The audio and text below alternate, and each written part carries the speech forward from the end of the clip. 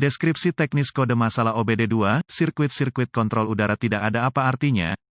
Kode masalah diagnostik (DTC) ini adalah kode powertrain generik yang berarti berlaku untuk semua kendaraan 1996 yang lebih baru, Dodge, Chrysler, Hyundai, Jeep, Mazda, Dell. Meskipun generik, langkah perbaikan spesifik dapat bervariasi tergantung pada merek model. Ketika kendaraan Anda yang dilengkapi dengan OBD2 menunjukkan lampu indikator malfungsi (MIL) dan kode yang tersimpan P0518, itu berarti modul kontrol powertrain (PCM) telah mendeteksi masalah yang terputus-putus dengan sirkuit intake idle air control (IAC). Jika ada yang lain, lebih spesifik, kode IAC ini harus didiagnosis dan diperbaiki terlebih dahulu. Sistem IAC berputar di sekitar servo motor linier yang mengontrol plunger yang mengatur jumlah udara yang diizinkan untuk memotong plat throttle dan memasuki intake manifold, mengontrol jumlah udara yang diizinkan untuk melewati plat throttle kondusif untuk mengendalikan RPM engine saat idle. Ketika plat throttle ditutup saat idle, sangat sedikit udara yang diizinkan masuk ke mesin melalui throttle body. Mesin tidak dapat terus menganggur dengan jumlah udara yang kecil dan pasti akan berhenti. Sumber udara pembantu, vakum, harus disediakan sehingga mesin dapat terus idle dengan plat throttle tertutup. Tentu saja, sumber vakum tambahan akan merusak kinerja mesin dan efisiensi bahan bakar ketika plat throttle dibuka saat akselerasi. Oleh karena itu kebutuhan akan sumber vakum yang sepenuhnya dapat disesuaikan yang dikendalikan oleh PCM. Housing plunger katup IAC dibuat dengan dua bukaan terpisah yang memungkinkan udara melewatinya. Katup IAC biasanya dibaut ke manifold intake pada atau di dekat throttle body, diposisikan sedemikian rupa sehingga, ketika terbuka, plunger bergerak keluar dari lubang, udara sekitar diizinkan mengalir melaluinya dan masuk ke manifold dan ketika ditutup, plunger mengisi lubang, udara sekitar tidak bisa mengalir melaluinya. Contoh katup idle air control, IAC.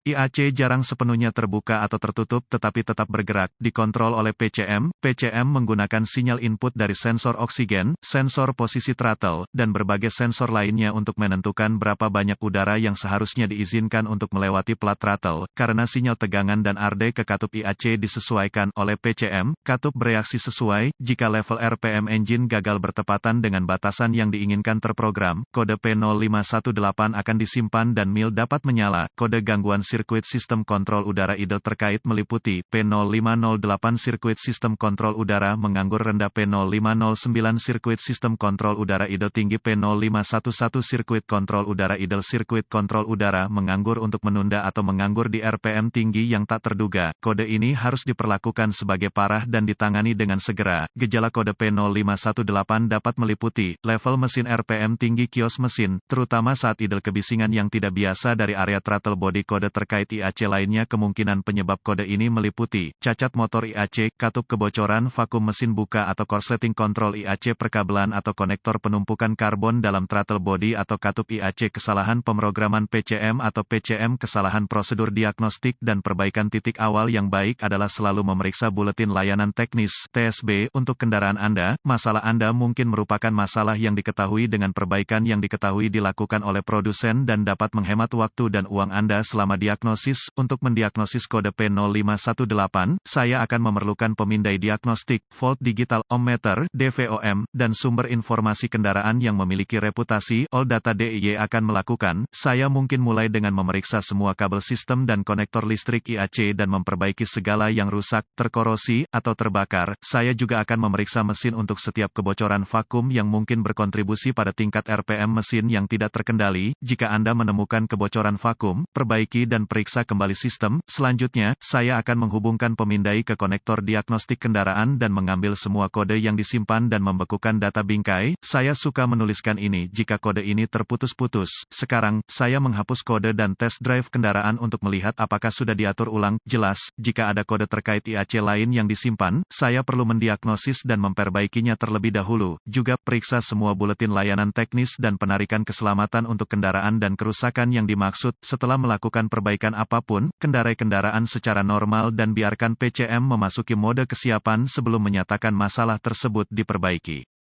Sebagai metode sederhana untuk menguji sistem IAC, ketika RPM idle engine sangat tinggi, saya dengan hati-hati untuk menjaga gasket atau seal, membuka kunci katup IAC dari engine dan menggunakan lap toko dan jari-jari saya untuk mengontrol RPM engine saat idle. Jika saya dapat mengontrol kondisi idle tinggi, setelah melepas katup IAC, maka saya tahu bahwa sistem IAC tidak berfungsi dengan baik. Jika saya tidak dapat mengontrol RPM saat idle, saya curiga ada kebocoran vakum yang besar. Kebocoran vakum engine besar dapat mencakup katup, selang PCV, selang vakum, booster rem vakum, katup periksa, atau selang, katup EGR macet terbuka, kebocoran packing EGR, atau kebocoran packing berlipat ganda intake. Konsultasikan dengan sumber informasi kendaraan Anda untuk metode yang direkomendasikan untuk menguji motor IAC dengan DVOM. Ganti motor, katup IAC jika tidak sesuai dengan spesifikasi pabrikan. Catatan diagnostik tambahan, putuskan sambungan semua pengontrol terkait sebelum menguji resistansi rangkaian dengan DVOM.